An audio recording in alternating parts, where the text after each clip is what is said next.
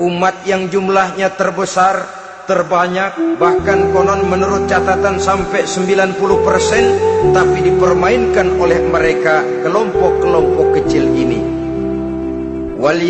Walyaksifanna fi qulubikumul wahn. Pada saat itu di hatimu dicampakkanlah penyakit wahan. Sahabat kemudian bertanya, "Wa mal wahnu ya Rasulullah?"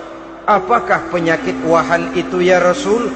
Beliau menjawab, hubbud dunya wa karahiyatul maut. Penyakit wahan itu tidak lain hubbud dunya wa karahiyatul maut. Terlalu cinta kepada dunia dan terlalu takut kepada mati. Materialistis dan takut resiko. Dua penyakit inilah yang menyebabkan walaupun umat ini mayoritas, tapi dipermainkan oleh yang minoritas. Walaupun dia golongan terbesar, tapi nasibnya seperti makanan di atas meja makan. Dari segala macam penjuru mau menghantam dia.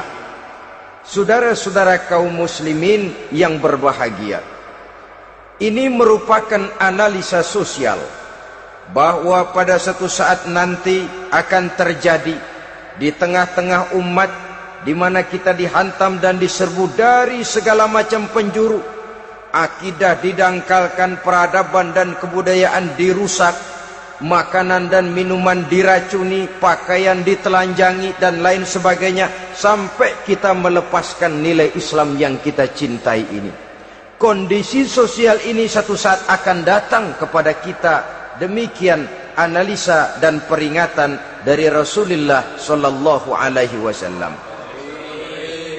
Marilah sekarang kita melihat, adalah benar bahwa di zaman sekarang kita insya Allah tidak akan mengalami perang Badar sehebat yang pernah dialami oleh Rasul dan para sahabatnya.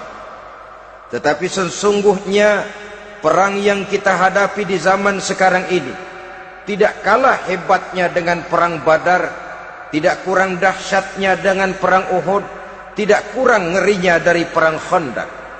Hanya saja yang kita hadapi sekarang ini bukan ujung pedang, bukan ujung tombak, bukan ujung panah. Yang kita hadapi sekarang ini adalah perang akidah, perang ideologi, perang mempertahankan keyakinan. Yang kalau kita kalah sekarang, kita memang masih beragama. Tetapi anak kita, cucu kita, generasi yang akan hidup 5, 10, 20, 30 tahun yang akan datang, wallahu a'lam bissawab. Islam, saudara-saudaraku, tidak mungkin hilang dari dunia. Tetapi tidak mustahil Islam gulung tikar dari desa kita. Tidak mustahil Islam gulung tikar dari kampung dan kota kita, jikalau kita tidak menjaganya, jikalau kita tidak memeliharanya, bahkan jikalau kita tidak mewariskannya kepada anak-anak kita, generasi yang akan datang. Marilah kita mengingat sejenak bagaimana Islam di Spanyol yang pernah jaya, pernah mewarnai daratan Eropa, dan yang sekarang hanya sekedar tinggal ceritanya saja. Ini pernah diperingatkan oleh Rasul dalam satu hadis, sayati ala ummati zamanun la yabqal Islam illa ismun wala minal Quran illa rasmun. Akan datang satu masa di tengah umatku di mana pada masa itu Islam ada tapi hanya tinggal sekedar namanya saja, dan Quran pun ada tapi cuma sekedar tinggal tulisannya saja. Apabila kita tidak mewariskan ini kepada generasi yang akan datang, maka serbuan-serbuan dari berbagai macam penjuru dari hari ke hari semakin kita rasakan kehebatannya. Tidak mustahil sejarah Spanyol akan terjadi di desa kita, akan terjadi di kampung kita, akan terjadi di kota kita. Orang Spanyol, kalau mereka cerita kepada anaknya, mereka akan cerita, "Nak, di sini dulu ada masjid." Kapan, Pak? Dulu bener dah.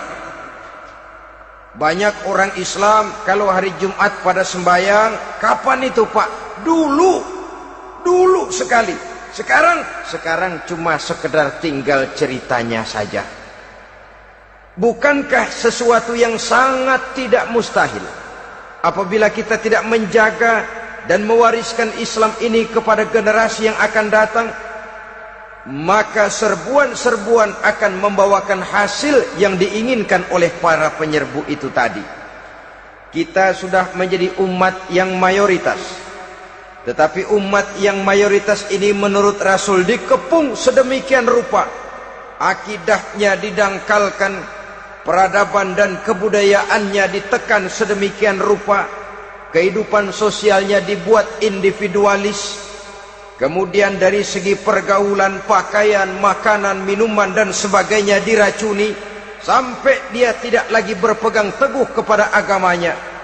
Dan dikala itu hilang kehebatan umat ini di mata musuh-musuhnya.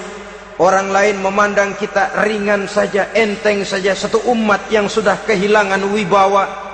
Padahal konon kabarnya kita mayoritas, tapi enak saja dikutak-kutik orang lain.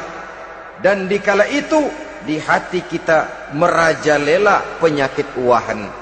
Penyakit uahan itu apa? Pertama, hubbud dunia, terlalu cinta kepada dunia. Terlalu cinta kepada dunia yang menyebabkan kita lupa akan tanggung jawab dan kewajiban, lupa meneruskan dan mewariskan Islam kepada generasi yang akan datang. Kita berlomba hanya untuk mengejar dunia dan seluruh isinya.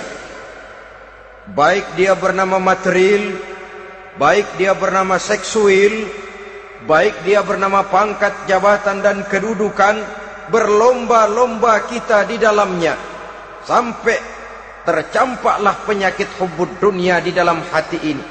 Berurat dan berakar dunia itu, sulit dan berat kita berpisah daripadanya.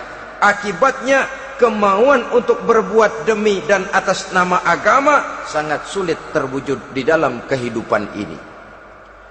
Yang kedua, karahiyatul maut, terlalu takut kepada mati. Baik mati ajal, mati dalam artian yang sebenarnya, baik mati usahanya, baik mati karirnya, baik mati pangkat dan jabatannya. Sehingga dengan demikian akibatnya jatuhlah kita menjadi umat yang kehilangan wibawa di mata orang lain. Saudara-saudara kaum muslimin rahimakumullah, saya katakan tadi, perang yang kita hadapi di zaman sekarang adalah perang akidah. Perang menghadapi peradaban dan kebudayaan yang menghancurkan moral daripada anak-anak kita. Perang menghadapi banjirnya maksiat dan munkarat. Yang di tengah-tengah itu, di samping berkewajiban menjaga diri dan keluarga, kita pun juga berkewajiban menjaga anak-anak kita, generasi yang akan datang, mengarahkan dan mendidik mereka sesuai dengan yang dikehendaki oleh Allah Subhanahu wa ta'ala.